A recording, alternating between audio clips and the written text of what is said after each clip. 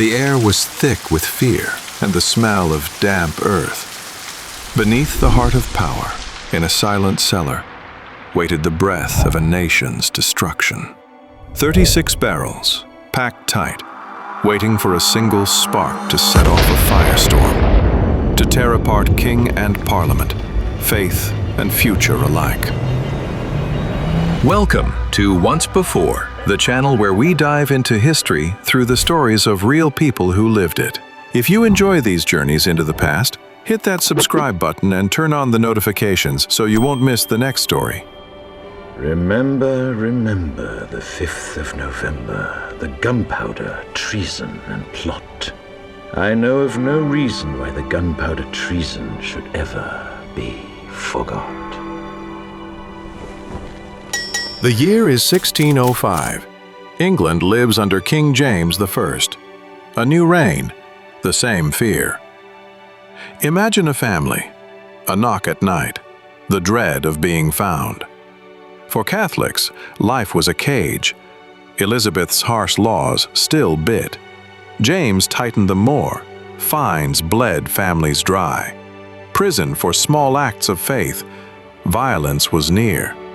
Priests were hunted and forced to hide in secret places. Their very existence was a crime. This wasn't just unfair. It was daily torment, a slow grind on a people's soul. Generations faded to a flicker. Something had to break. Into this suffocating world stepped Robert Catesby. He was no stranger to power, no stranger to privilege. But he was also a man consumed by righteous fury. He had seen enough. He had endured enough. He believed the time for quiet suffering was over. England, he believed, had strayed too far, lost its way, its true faith suppressed by a heretic king. Catesby saw not just a political problem, but a spiritual war. And he would fight it with fire.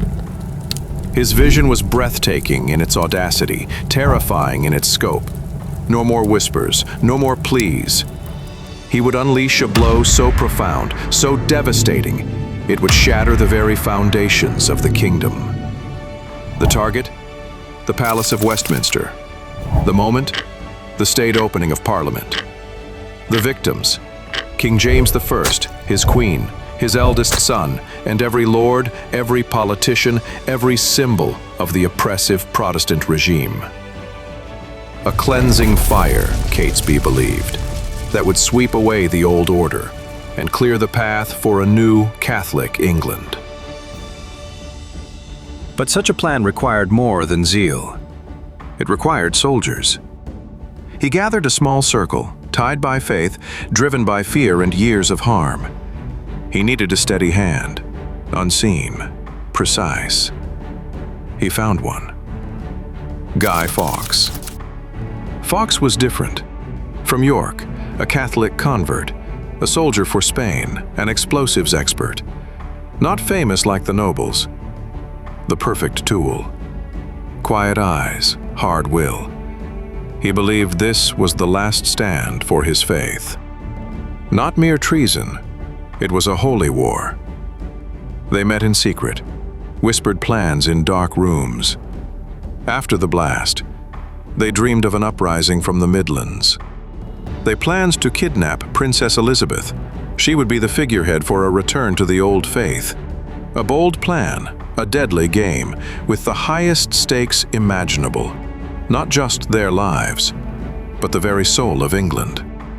Their initial plan was crude, to dig a mine shaft directly beneath the Parliament building. But fate offered a darker path.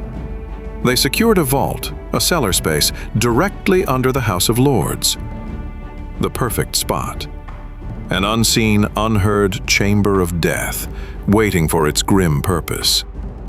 The next step was brutal.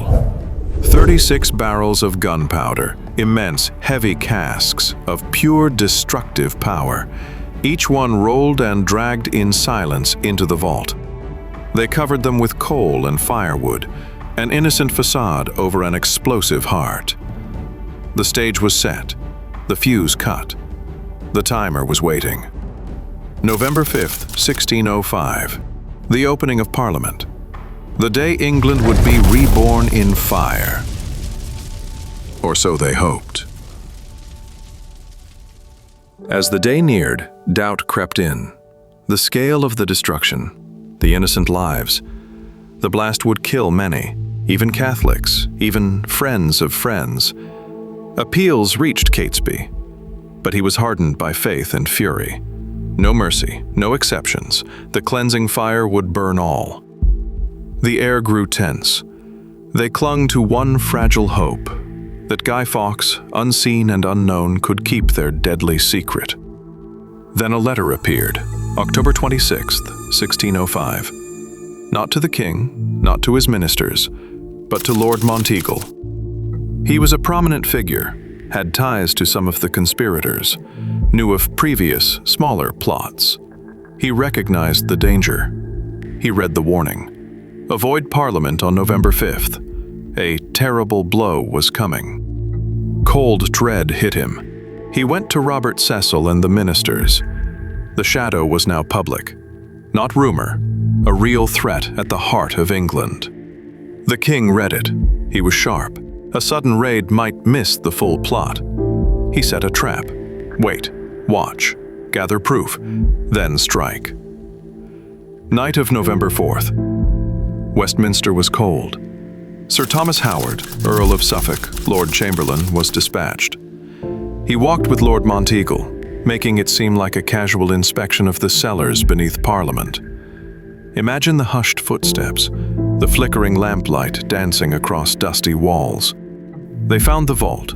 They saw the piles of firewood, innocently stacked. And there, standing guard, was a solitary figure, a man calling himself John Johnson. His quiet defiance immediately aroused suspicion. The firewood, he claimed, belonged to a man named Percy, a name that immediately sparked alarm among the king's men. Percy was a known Catholic sympathizer, a man with a suspicious history. The search was brief, designed to merely confirm their fears, not to uncover everything. Suffolk and Monteagle left, their faces carefully neutral, but their minds racing. They had seen enough. The king's trap was set.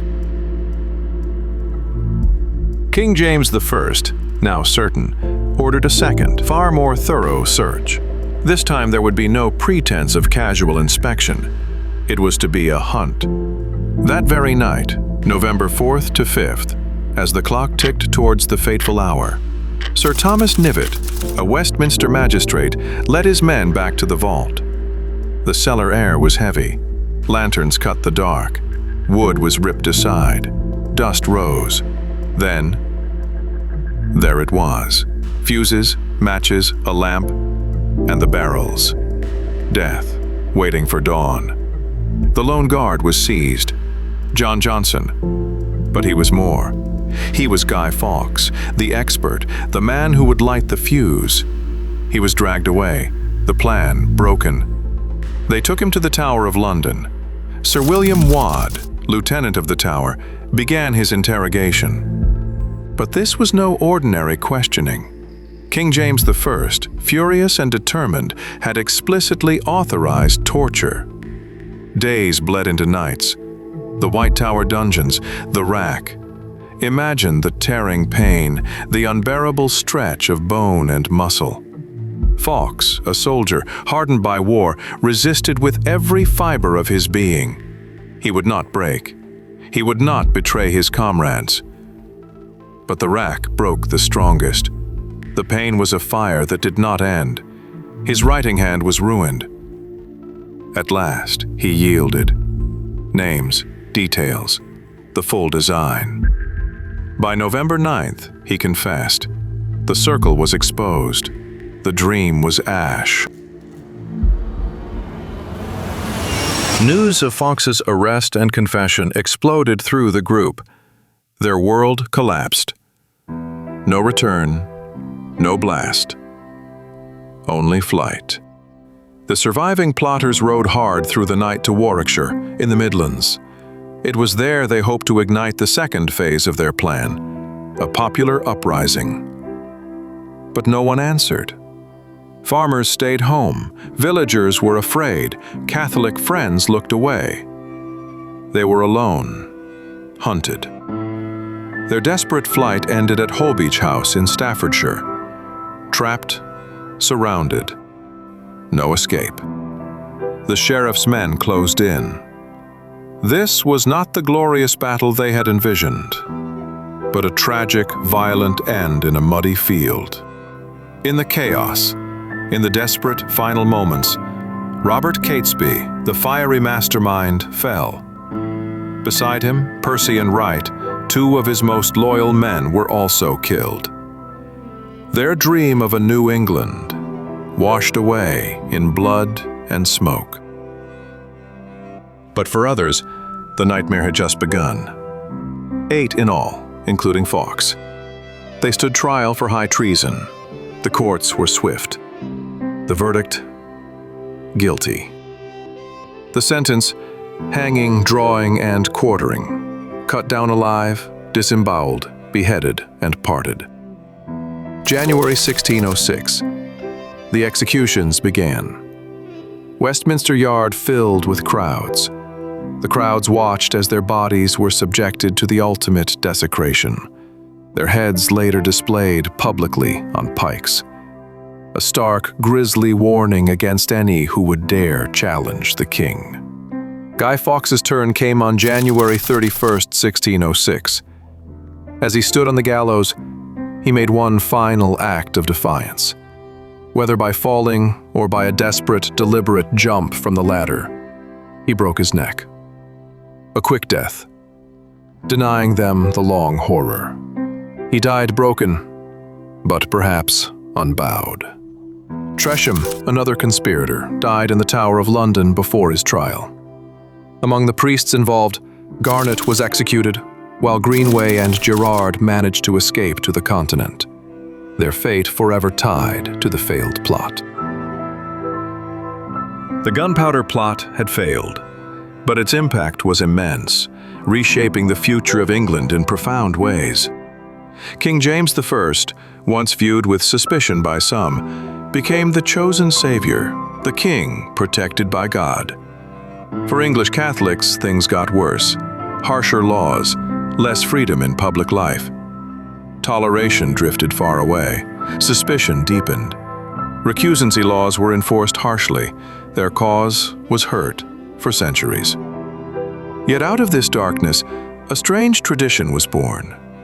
In January 1606, Parliament named November 5th as a day of public thanksgiving, a day to celebrate the plot's failure, to light bonfires, to set off fireworks. Guy Fawkes Day, Bonfire Night. For ages he was the villain. His effigy burned each year. But time and history can reshape narratives. Since the 1980s, through works like the graphic novel and film V for Vendetta, Guy Fawkes has undergone a remarkable reinterpretation. He is no longer just a villain, but a symbol of resistance against state oppression, against unchecked power. His stylized mask, now iconic, is worn by protesters globally, by hacktivist groups like Anonymous, a silent, defiant roar against the establishment. The man who sought to blow up Parliament has become a timeless icon for those who seek to tear down injustice, whatever form it takes. What began as a desperate act of terror transformed into something else entirely. A complex, enduring symbol that still sparks debate and ignites conversations about power, protest, and the very meaning of rebellion. But if you see what I see, if you feel as I feel, and if you would seek as I seek, then I ask you to stand beside me 1 year from tonight, outside the gates of Parliament, and together we shall give them a 5th of November that shall never, ever be forgotten. Thanks for watching. If this story moved you, give the video a like, and don't forget to subscribe to Once Before for more journeys into the darker corners of history. Until next time, remember, the past isn't gone. It's waiting to be told once before.